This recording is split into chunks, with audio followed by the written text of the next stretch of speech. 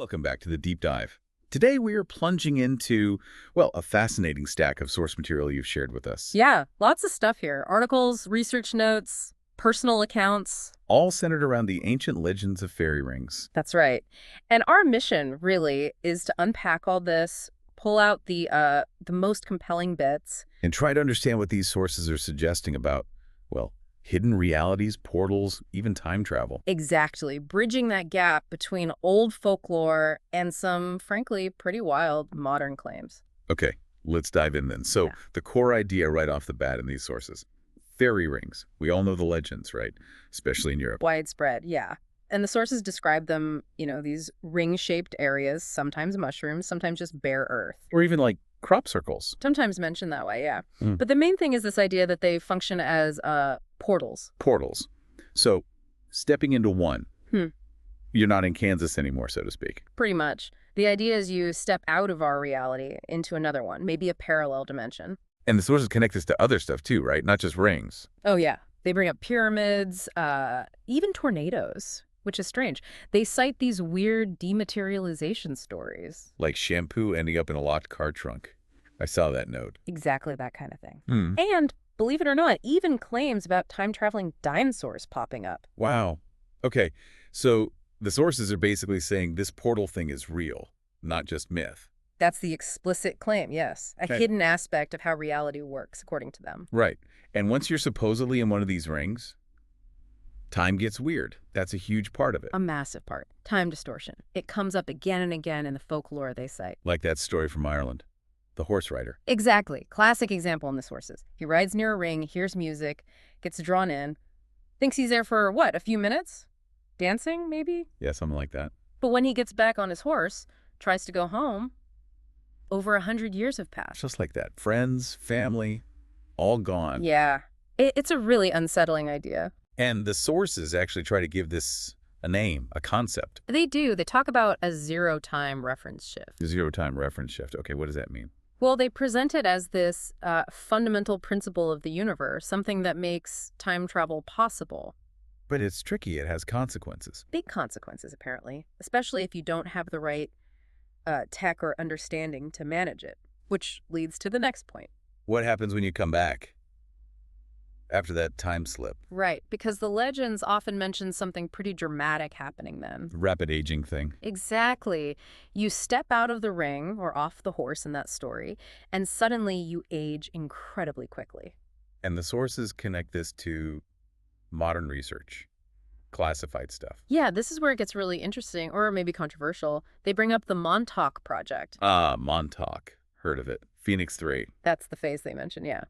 And they cite a Dr. Bruce Perret, supposedly involved back in 81 to 83. And what did he supposedly say?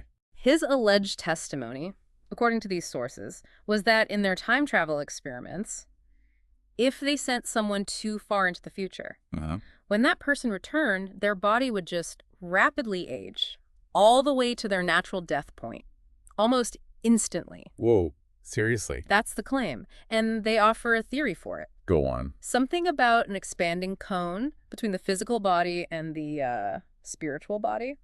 This cone supposedly dictates your biological age. Okay. And time travel, especially future travel, stretches this cone way out. So to stop the rapid aging, you need something special. According to the sources, yes. You need exotic extraterrestrial technology, something that can properly manage or reset that zero-time reference. It's just amazing how these ancient stories of people aging fast after meeting fairies. Seems to echo these alleged modern top-secret findings from places like Area 51, yeah. Yeah? The sources really lean into that parallel, stressing the underlying physics are the same. So how did people get lured into these things in the first place, back in the day? The sources point heavily towards music.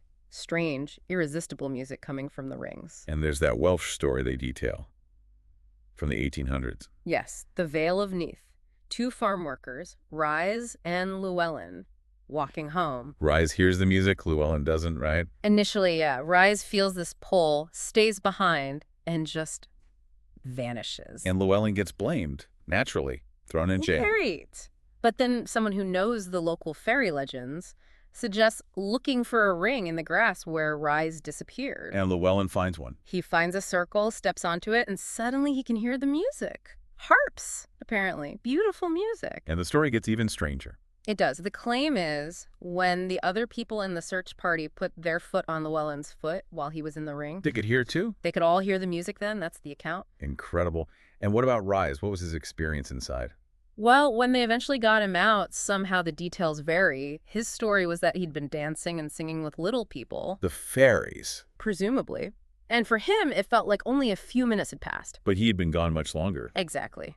Consistent with the whole time distortion thing again. So you've got these persistent old stories, and then the sources bring in alleged modern validation.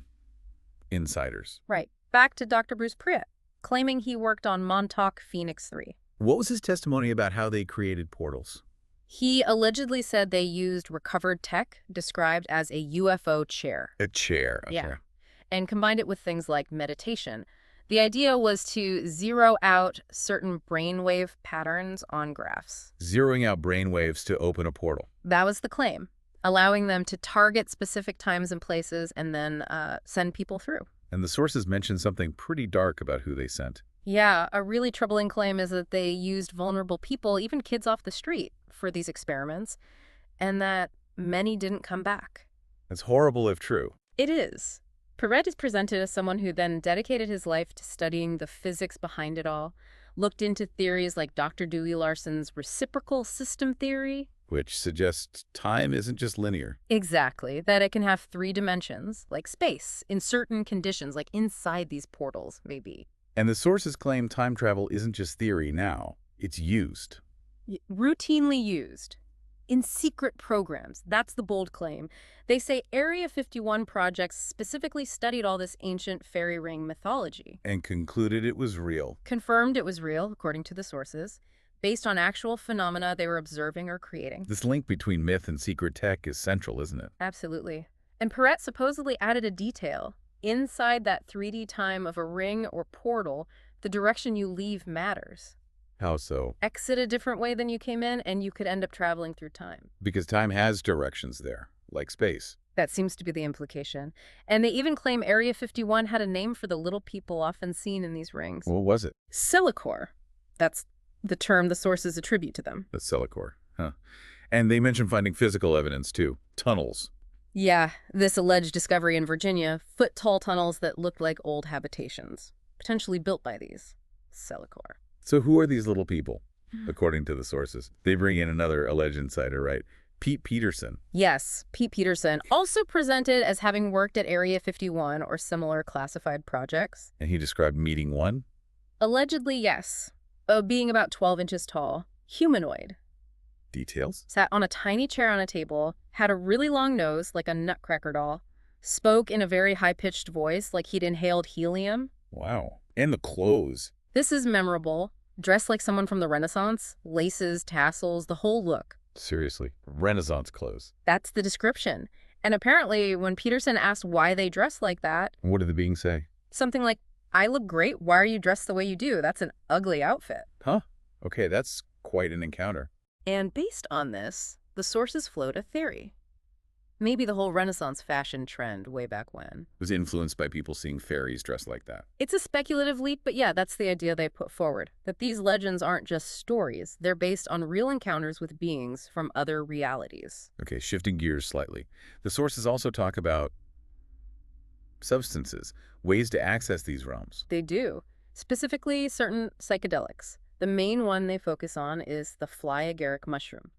Amanita muscaria. The red one with white spots. That's the one. Very iconic. The claim is that it can cause a shift in consciousness. Allowing you to see into this 3D time or spirit world.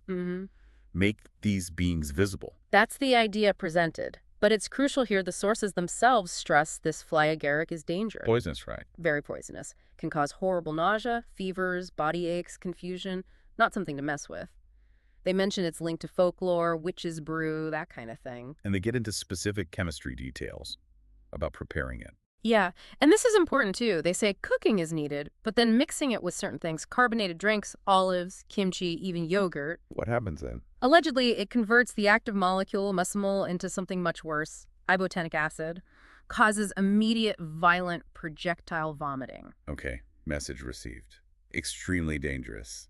Don't try this at home. Absolutely not. But the connection they make is that these mushrooms often grow near places identified as fairy rings, reinforcing the link. So I've got rings, portals, little people, time slips, dangerous mushrooms.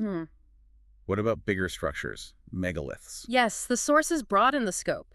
They draw connections between fairies, fungi, and the giant stone megaliths, particularly in places like Ireland. There's folklore linking them. Apparently, an old belief that stone circles could pop up overnight after rain, just like mushrooms. Pop up overnight, huge stones. Yeah. And there's even a Gaelic term, fossa oiche, supposedly used for both the sudden appearance of stones and for mushrooms growing overnight. Fossa oiche. And then they make a really bold claim about Stonehenge. What's that? That Stonehenge itself is deliberately styled to look like a giant fairy ring made of mushrooms? Stylized like mushrooms, the stone. Yeah. And that this design might have been functional, key to accessing the portal energy, maybe meeting the beings. They point out Stonehenge has that ditch around it, like the edge of a mushroom ring. Okay, that's a fascinating interpretation. Why build these huge structures in specific spots, though? This brings in the concept of ley lines. Ah, ley lines, energy lines across the landscape. Alleged energy lines, yes. Where ancient sacred sites Stonehenge, but also places like Washington, D.C., Mont Saint-Michel in France, Lourdes were supposedly built intentionally. Why build on them? The claim is that certain groups, like maybe Masons or older mystery schools, knew about these lines and built on them to get better results from ceremonies, harness the energy. And these lines have vortexes, points of power. Vortexes or nodes, yeah. Places that allegedly attract entities could be good or bad depending on the source's view. They say that's why churches often got built right on top of older native sacred sites, co-opting the energy spot. And how do fairy rings fit into this ley line picture? The idea is that the fairy rings themselves, the mushroom circles or whatever form they take, act like natural attractors or amplifiers for portals on the ley lines, creating this intense relationship between the ring and the energy grid. So are these things still happening? Do we see modern versions of fairy circles? The sources say yes. They point to examples in places like Namibia and Western Australia. What do those look like? Distinct circles of bare ground in grassy areas, maybe a dozen feet across, spaced about 30 feet apart. And from patterns. From the air, yeah. Apparently they can form these large hexagonal patterns. Really striking. Is there a scientific explanation? For the ones in Namibia, some studies point to termites, but the sources highlight that the Australian ones haven't been linked to termites. And their patterns match something else. Yeah, computer models of self-organization, which the sources suggest might hint at the same kind of underlying portal physics they've been discussing. They also mention dragons, an Austrian legend. Right, an old legend that fairy rings were burn marks left by dragon tails. And the sources offer a potential connection. A speculative one, yeah. Could sightings of dragons actually have been something like pterodactyls or pteranodons portaling in through these rings? Time-traveling dinosaurs again? Potentially, yeah. It fits the weirdness. They also touch briefly on other related science-y concepts. Like cymatics, water patterns. Yeah, how sound vibration creates patterns in water, sometimes with five-fold symmetry, which is unusual in nature, and some experiment with carbon-60 atoms allegedly hinting at dematerialization. Just more threads suggesting the physics might allow for this stuff. That's how the sources present it, yes. Little hints from different fields. Which brings us back, in a way, to Stonehenge and a specific, really disturbing alleged incident there. Yes, the alleged Stonehenge portal incident.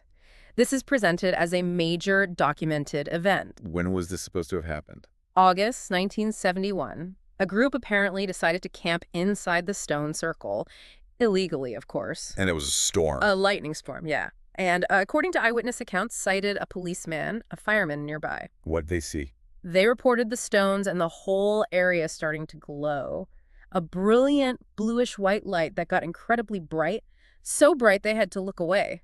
And they heard something. Screaming, coming from the tents inside the circle, then a huge flash of white light. And after the flash? When they could look again. The tents were gone. The people were gone. All that was left was their campfire pit and some smoldering tent pegs. No bodies, no trace. No trace. Yeah. Vanished. The sources claim this was widely reported locally at the time, but then hushed up. And they mention attempts to discredit the story, like that creepypasta thing. Yeah, they specifically call out a story on a site called Creepypasta Wiki, arguing it's deliberate disinformation. full of fake details to make the whole thing sound fictional. While insisting the core event, the disappearance, actually happened. Exactly. They point to another account from someone named Joshua Dote, which they say backs up the main story: glowing stones, screams, disappearance with just minor variations. So the conclusion drawn is Stonehenge works like a fairy ring portal. That's the idea. And the lightning storm might have acted like a massive energy surge, activating it. And that's why you can't camp there anymore. They suggest the ban is partly to prevent more disappearances, yeah. Okay, this is a lot. Ancient folklore, modern physics claims, secret projects, disappearances. How do the sources tie this all together for now, for what's coming? This is where they introduce prophecies, specifically something they call the Michael prophecies. Michael prophecies? From when? Derived from alleged recordings made back in 1999. The speaker in the source material claims these have a 99% accuracy rate for predicting future events. 99%. That's confident. Very. And the speaker explicitly states they were guided by what they interpret as Archangel Michael to do a show specifically on fairy rings now, because it's directly relevant to what they call Ascension, impending global changes. So these old prophecies are seen as applying to today? Directly. They present dreams and readings from that time as time looping, predicting things playing out right now or about to happen very soon. They give specific examples. Like what? Well, a dream predicting an activist named Janet being arrested in Denver on March 19th, 2025. And this arrest is somehow linked in the reading to entering a realm where everyone is beautiful. It connects prophecy to near future events. And personal stuff, too. Lawsuits, threats. Yeah, the speaker connects their own current struggles, death threats, legal battles directly back to predictions made in those 1999 readings. And that aerospace company, Stavati. Mentioned prominently, getting funding, making progress. Analogized in the readings to launching prototypes like mylar balloons. This is framed as breaking free from the years of Cain or the influence of a negative bloodline. There was a dream comparing the current world to an ashram. Right, a contrast. The current world is seen as a stifling, oppressive environment, especially regarding skepticism about UFOs and these hidden topics. The ashram represents Ascension, a future 4D Earth. Harmony, organic living, celebrations, open UFO contact, merging religions. It's depicted as moving out of the small, funky building of the fringe into the mainstream. They also talked about underground tunnels again, not the fairy ones, but... Yes, tunnels allegedly used for horrific ritual abuse. The sources claim these are being cleared out right now by military forces they call the Alliance. Saving prisoners. That's the claim. Symbolized in one dream as clearing out a deep, scary pit. And there was a specific prediction about a magnificent find. In the southeast, yeah. Linked numerically to Florida, or 47. Yeah. This is supposed to happen when the Alliance has things ready and mass arrests begin. And this magnificent find, what is it? It's presented as the trigger for the massive disclosure event, the moment the lid comes off everything. Revealing all the stuff we've been talking about. Fairy rings, time travel, dinosaurs. Exactly. The sources claim this disclosure will confirm time-traveling dinosaurs, fairy rings as real portals, the truth about tornado physics, detailed Area 51 stuff. Including the little people, the Celicor. Including confirming encounters with beings like the 12-inch tall person Pete Peterson allegedly described, all of it coming out. Okay. Any other prophetic details mentioned? Lots. A battle of the wits between Stavati and the defense industry. Humanity reclaiming its divine heritage. The speaker's personal legal fight framed as part of this larger cosmic battle against an immature deep state. And Florida being key somehow. A reading mentioned Florida, or 47, helping solve issues, yeah. Another reading, Eye and the Touch, interpreted as validating the speaker's role in communicating these messages. And that specific 2025 prediction. Worth repeating. Don't worry, have faith in the Ascension and in the timelines as given. 2025, this is sure to be an event of biblical proportions, mark my words on that one, sets a very high expectation. So prophecy sets the stage.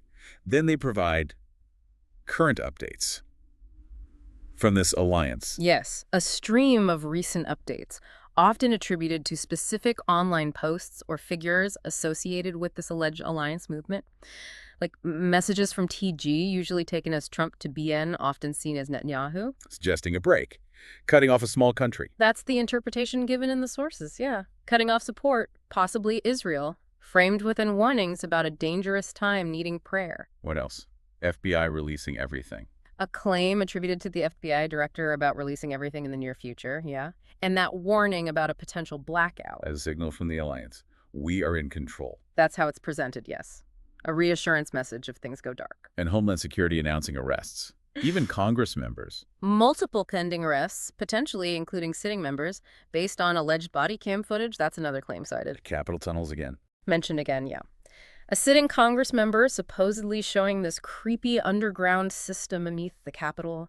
Hidden passages, weird history, graffiti, linked back to the ritual abuse claims. So the overall message is, it's happening now.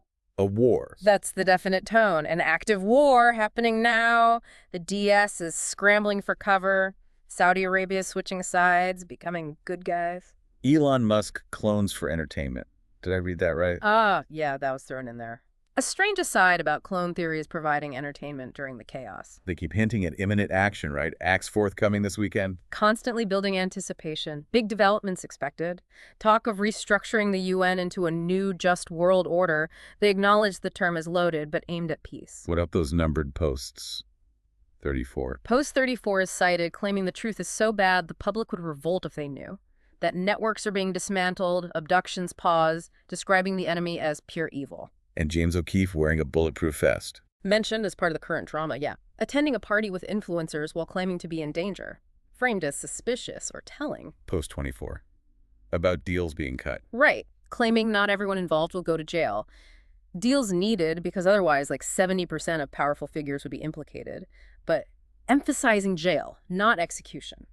Avoid a witch hunt. The De Niro trial comes up. Mentioned as revealing alleged abuse, fitting the theme of exposing darkness in high places. And Gates outlining influence. Citing Gates for allegedly describing how a small country, again, usually interpreted as Israel, influences U.S. policy, media, finance, and attacks critics. Post 35. Prayer for Florida 47. Yes, another call to pray for 47. Stay calm. Primary targets are DC figures on both sides, linked to DJT posts in John 3.16. And others predicting arrests soon. Postula, Patel. Yeah, names cited claiming big arrests within a week or two. Always seems just around the corner. The hailstorm during the live stream. A symbol. Interpreted that way, yeah. External chaos or resistance. And the tardigrade. Water bear. Just a quick personal mention in the source notes, maybe a metaphor for resilience or a playful nod to TARDIS time travel. Seems tangential. Okay, wow. That is a journey. From ancient fairy rings to imminent global biblical events. It really covers a vast amount of ground, doesn't it? Synthesizing folklore, alleged secret projects, insider testimony, prophecy, and current event interpretation. So if we try to boil down the core message from all these sources, what is it? I think the central assertion is that these fantastical legends, rings, fairies, time warps, aren't just stories. They're based on real phenomena, real portals, real interactions with other beings or times. Phenomena that somebody knows about. Yeah. And has maybe studied or used. Exactly. The sources strongly claim that this knowledge hasn't just been rediscovered, but actively explored, maybe even weaponized within classified programs. So this deep dive really shows how, according to these sources, ancient folklore isn't just history. It's presented as deeply interwoven with hidden modern realities, and potentially key to understanding this massive shift the Alliance messages keep talking about. The scale of change they predict is staggering. Based on everything we've unpacked from this material, here's a final thought for you, the listener. The events these sources predict, the arrests, the disclosure, they aren't framed as just political shifts. No, not at all. They're presented as the moment the curtain is pulled back entirely, revealing realities most people can barely conceive of right now. From actual dinosaurs potentially popping through time portals, to meeting 12-inch tall beings in Renaissance outfits who apparently live in a reality right next door. According to these sources, that's the scope of what's supposedly on the verge of being revealed. A fundamental rewriting of pretty much everything we think we know about the world.